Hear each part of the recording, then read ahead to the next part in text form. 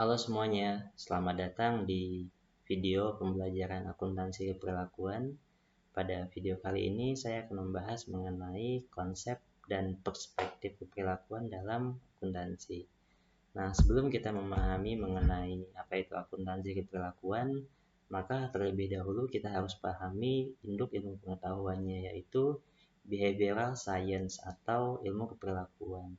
Pada dasarnya, ilmu keperlakuan bertujuan untuk memahami, menjelaskan, dan memprediksi perilaku manusia atau individu. Artinya, ilmu keperlakuan sangat kuat hubungannya dengan penelitian. Bahkan secara spesifik, Bernard Berelson mengatakan bahwa behavioral science adalah scientific research that deals directly with human behavior. Beberapa pakar psikologi menyebutkan bahwa behavioral science adalah human side dari social science, di mana isinya adalah antropologi, ekonomi, politik, psikologi, dan sosiologi. Nah, lalu pertanyaannya adalah di mana letak akuntansi keperlakuan? Nah, kita tahu bahwa salah satu tujuan akuntansi adalah mengukur pendapatan dan biaya yang merupakan kinerja masa lalu. Nah, kita tahu bahwa kinerja masa lalu itu adalah salah satu faktor yang mempengaruhi perilaku manusia di masa yang akan datang, yang terhubung dengan laporan pada kinerja itu. Nah, laporan yang dibuat dari kinerja masa lalu itu merupakan hasil dari proses akuntansi. Laporan laba rugi itu merupakan hasil dari proses akuntansi. Nah, peran ilmu akuntansi keperlakuan adalah meneliti hubungan keduanya, yaitu hubungan antara sistem akuntansi dan perilaku manusia. Atau secara spesifik, Gary Siegel mengatakan bahwa akuntansi keperlakuan adalah studi mengenai perilaku individu dalam konteks akuntansi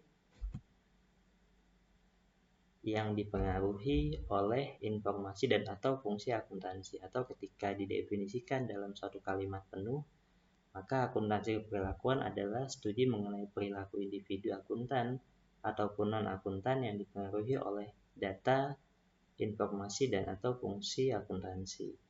Nah, itulah akuntansi keperlakuan yang sangat erat hubungannya dengan penelitian perilaku individu dalam konteks akuntansi.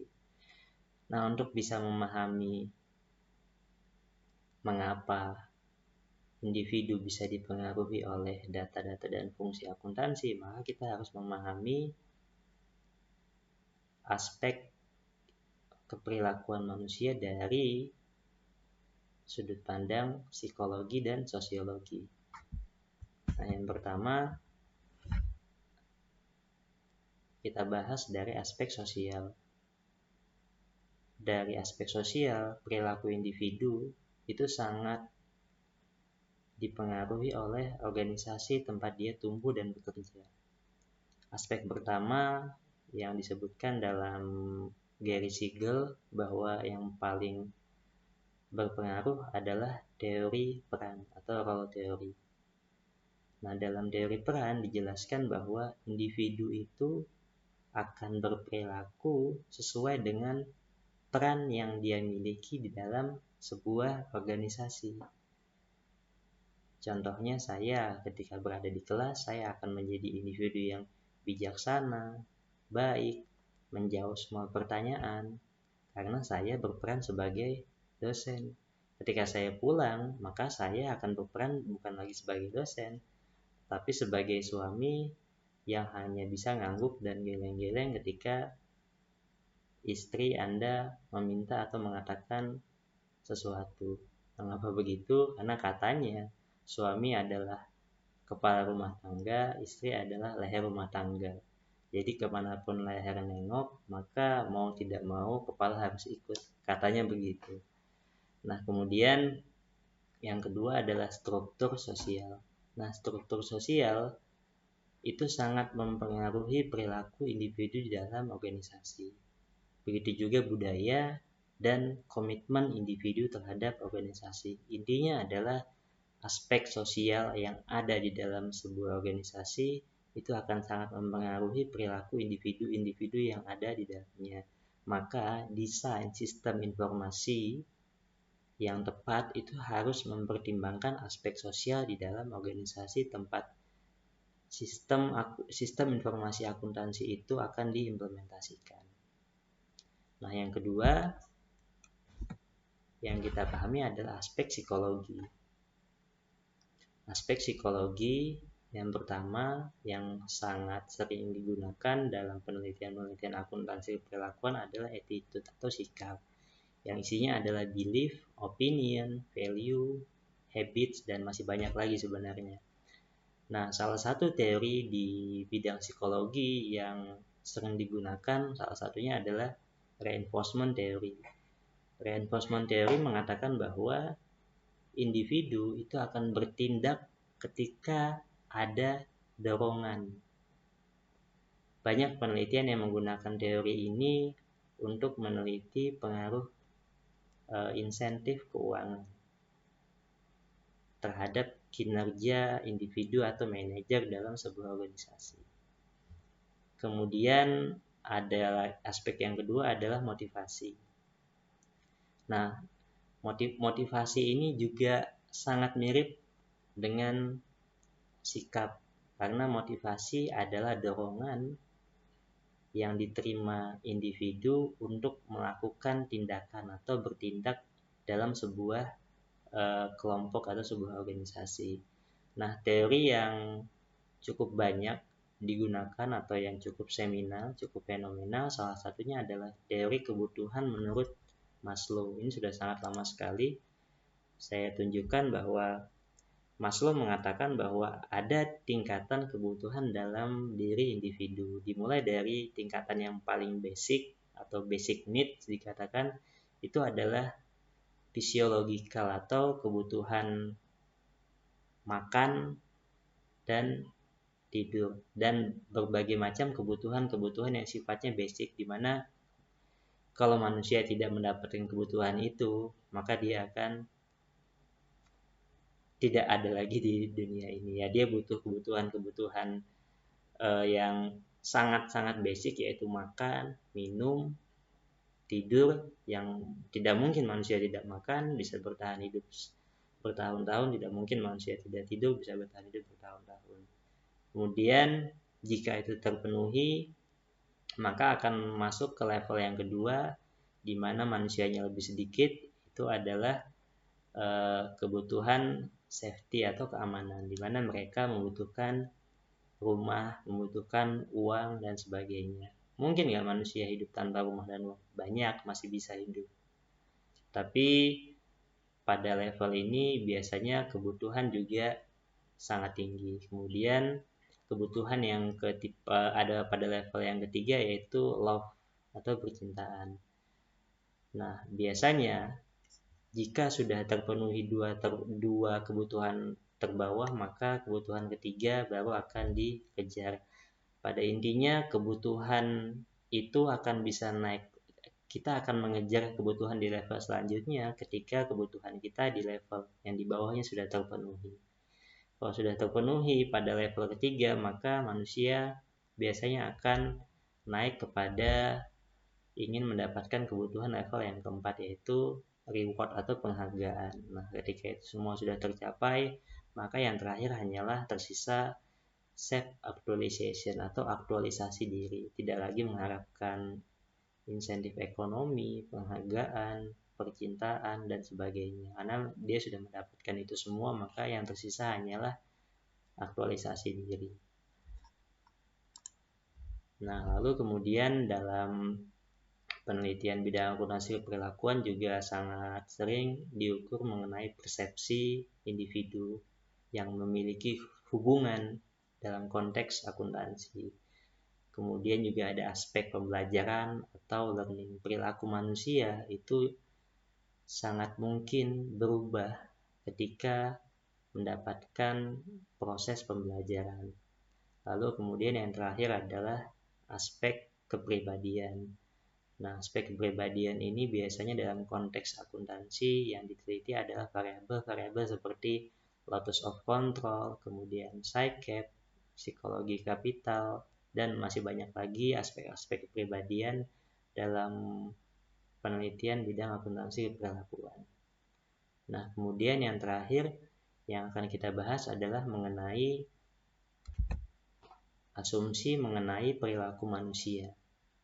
Nah, kita harus memahami juga bagaimana perilaku manusia di masa lalu dan di masa yang sekarang. Dulu di masa lalu manusia itu cenderung lebih feodal.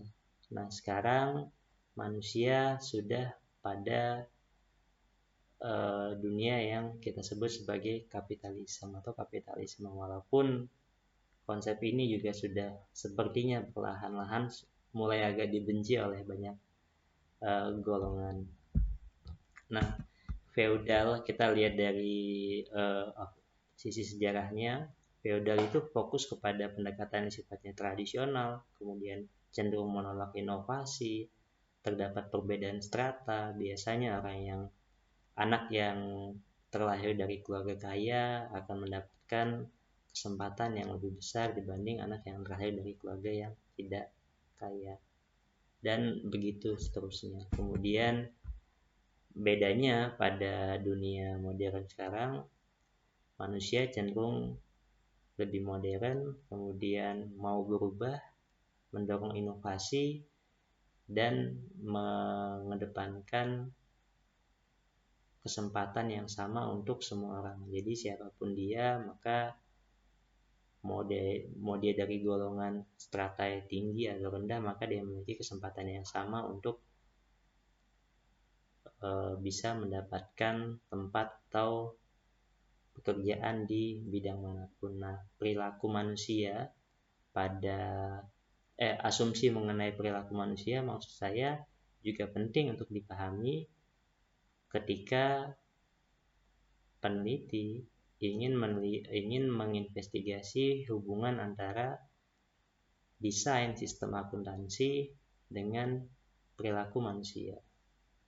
Lalu kemudian yang terakhir adalah teori manajemen dan ekonomi klasik. Nah, kita tahu bahwa teori manajemen dan ekonomi klasik itu mengasumsikan bahwa tujuan utama aktivitas bisnis adalah memaksimumkan profit atau memaksimalkan keuntungan. Caranya bagaimana? Caranya adalah mereka akan meminta manajer yang dipekerjakan sebagai agent untuk memaksimalkan revenue dan meminimalkan cost. Bagaimana caranya agar manajer mau bertindak? Maka kuncinya adalah insentif. Manajer harus memiliki insentif, memiliki keuntungan baik itu ekonomi atau non-ekonomi, agar dia mau bertindak menuruti keinginan organisasi atau pemilik.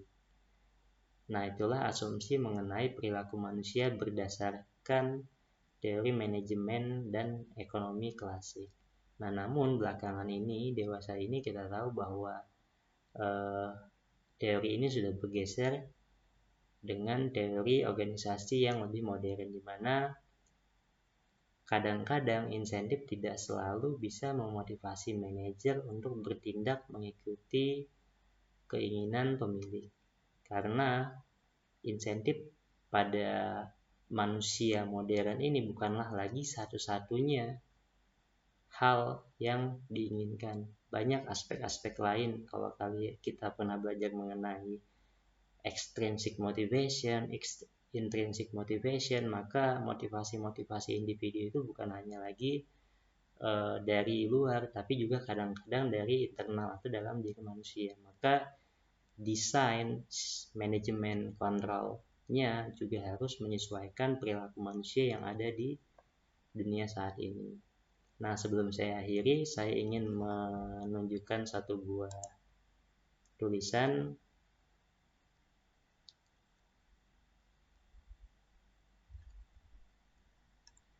Nah, ini adalah sebuah tulisan dari Harvard Business Review yang judulnya adalah Why Financial Statement Don't Work for Digital Companies. Ditulis oleh Vijay Govindarajan dan kawan-kawan. Wijaya Govindarajan ini adalah penulis buku Manajemen Kontrol Sistem bersama Robert Anthony. Nah, di tahun 2018 dia menulis ini di Harvard Business Review. Dia mengatakan bahwa yang terjadi ada beberapa fakta Uber di tahun 2018 itu ingin melakukan IPO, kemudian valuasinya diestimasikan di antara 48 sampai 70 billion. Padahal laporan keuangannya menunjukkan loss atau rugi selama 2 tahun belakangan.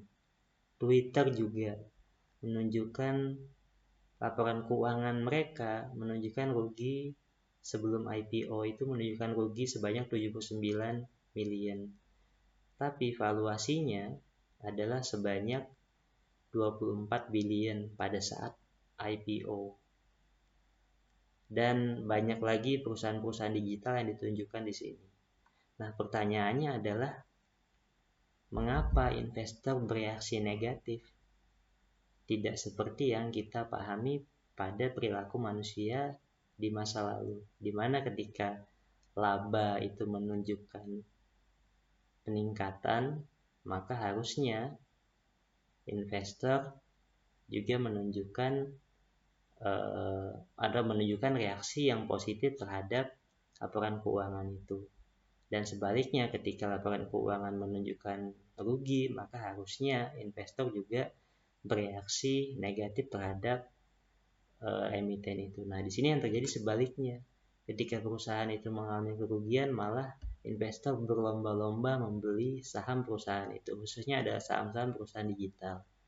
Nah, apa yang terjadi dengan perilaku manusia di masa yang sekarang? Apakah ada yang salah dengan desain dan sistem informasi akuntansi pada perusahaan digital? Untuk menemukan jawabannya, maka silakanlah teliti topik ini dalam konteks akuntansi keperilakuan. Segitu dulu video saya. Terima kasih semuanya.